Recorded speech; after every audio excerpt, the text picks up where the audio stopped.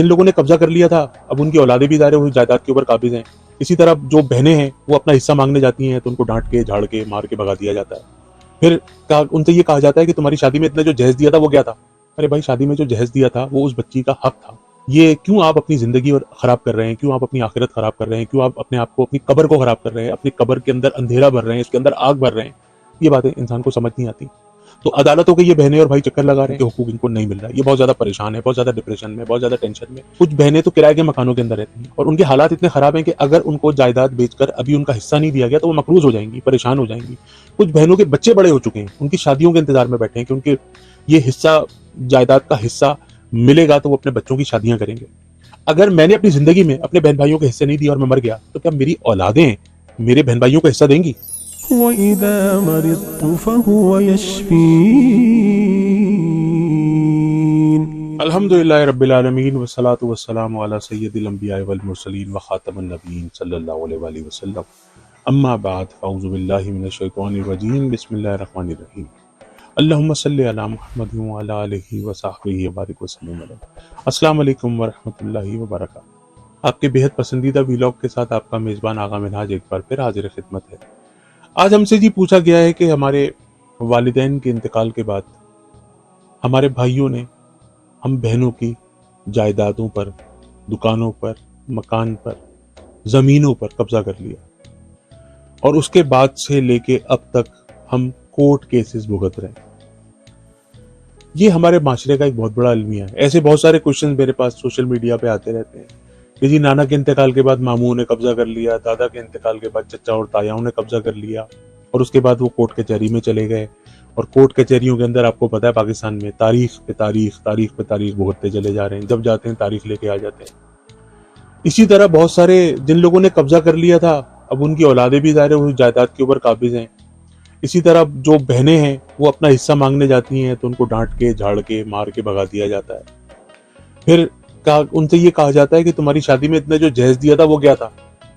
अरे भाई, शादी में जो जहेज दिया था वो उस बच्ची का हक था। ये क्यों आप अपनी जिंदगी और खराब कर रहे हैं, क्यों आप अपनी आखिरत खराब कर रहे हैं, क्यों आप अपने आप को, अपनी कब्र को खराब कर रहे हैं, अपनी कब्र के अंदर अंधेरा भर रहे हैं, इसके अंदर आग भर रहे हैं। ये बातें इंसान को समझ नहीं आती। तो अदालतों के ये बहनें और भाई चक्कर लगा रहे हैं, इनको इनका हकूक जो है वो अदा नहीं हो रहा है, इनके हुकूक इनको नहीं मिल रहा है। ये बहुत ज्यादा परेशान है, बहुत ज्यादा डिप्रेशन में, बहुत ज्यादा टेंशन में। कुछ बहनें तो किराए के मकानों के अंदर रहती हैं और उनके हालात इतने खराब हैं कि अगर उनको जायदाद बेचकर अभी उनका हिस्सा नहीं दिया गया तो वो मकरूज हो जाएंगी, परेशान हो जाएंगी। कुछ बहनों के बच्चे बड़े हो चुके हैं, उनकी शादियों के इंतजार में बैठे हैं कि उनके ये हिस्सा, जायदाद का हिस्सा मिलेगा तो वो अपने बच्चों की शादियां करेंगे। अगर मैंने अपनी जिंदगी में अपने बहन भाइयों के हिस्से नहीं दिए और मैं मर गया तो क्या मेरी औलादें मेरे बहन भाइयों को हिस्सा देंगी? क्या मैं अपने बहन भाइयों को हिस्सा नहीं दे रहा तो क्या मेरी औलादें मेरे बहन भाइयों को हिस्सा देंगी?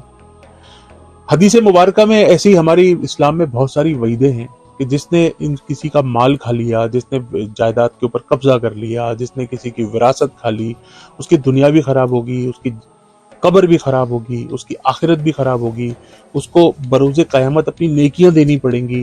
वो इतना वहां पे वो इतनी सारी जमीनें कैसे देगा? इस दुनिया के अंदर तो चलो वो जमीन किसी तरह से अल्लाह ताला उसके दिल में डालेगा तो दे देगा, लेकिन वो आखिरत में इसका फैसला किस तरह होगा? वो किस तरह अपनी जमीन देगा? ये जमीन तो यहाँ छोड़ के जब हम वहां जाएंगे तो हम अपने बहन भाइयों का विरसा वहां कैसे तकसीम करेंगे? तो ये हमारे माशरे का बहुत बड़ा अलमिया है कि हम लोग मरने का इंतजार करते हैं, हम लोग विल बना के रख देते हैं। हम मर जाएंगे तो हमारे मरने के बाद वकील साहब निकल कर आएंगे, वो फिर हमारी विल निकालेंगे और विल निकाल कर अपने हमारे जो मरूमीन है, जो हमारे जो लवाहिकीन है, जो हमारे बच्चे हैं, हमारे बहन भाई हैं, उनके सामने हमारी विल पढ़ के सुनाई जाएगी कि जी आपके वालिद मोहतरम या आपके भाई साहब ये चीजें छोड़ के मरे हैं, इसमें इतना हक इसका है और इतना इसका है। बल्कि ये तो बहुत ही कम मैं बता रहा हूँ आपको। होता तो ये है कि वालिदैन के मर जाने के बाद, दुनिया से चले जाने के बाद, फिर बच्चे ही किसी मुफ्ती साहब के पास जाते हैं, फिर वो विरासत का एक पूरा निसाब बनवाते हैं और निसाब बनवाने के बाद उसको फिर तकसीम करते हैं। वो भी अल्लाह तबारक व तआला की बहुत बड़ी तौफीक अगर जिसको तो तकसीम करता है, वरना तो वो खा जाता है।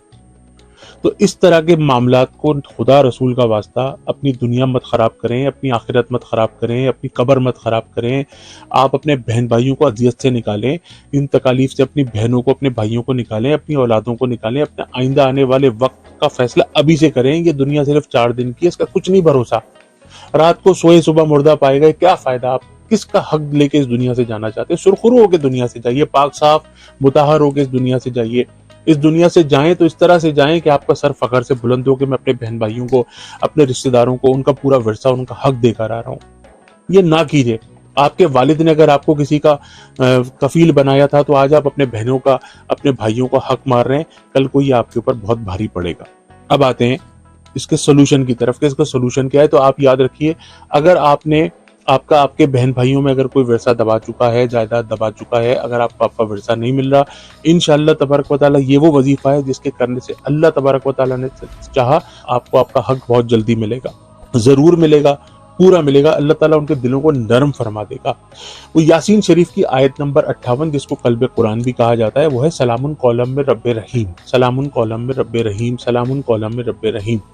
یہ ہر نماز کے بعد 100 مرتبہ پڑھ لیجئے اور انشاءاللہ اللہ تبارک و تعالیٰ سے گڑ گڑا کے دعا کیجئے تو انشاءاللہ تبارک و تعالیٰ کرم ہو جائے گا۔ عشاء کی نماز کے بعد یاسین شریف 1 مرتبہ اور سورہ مزمل 1 مرتبہ، عشاء کی نماز کے بعد 1 مرتبہ یاسین شریف اور 1 مرتبہ سورہ مزمل پڑھ کے اللہ تبارک و تعالیٰ سے گڑ گڑا کے دعا کیجئے۔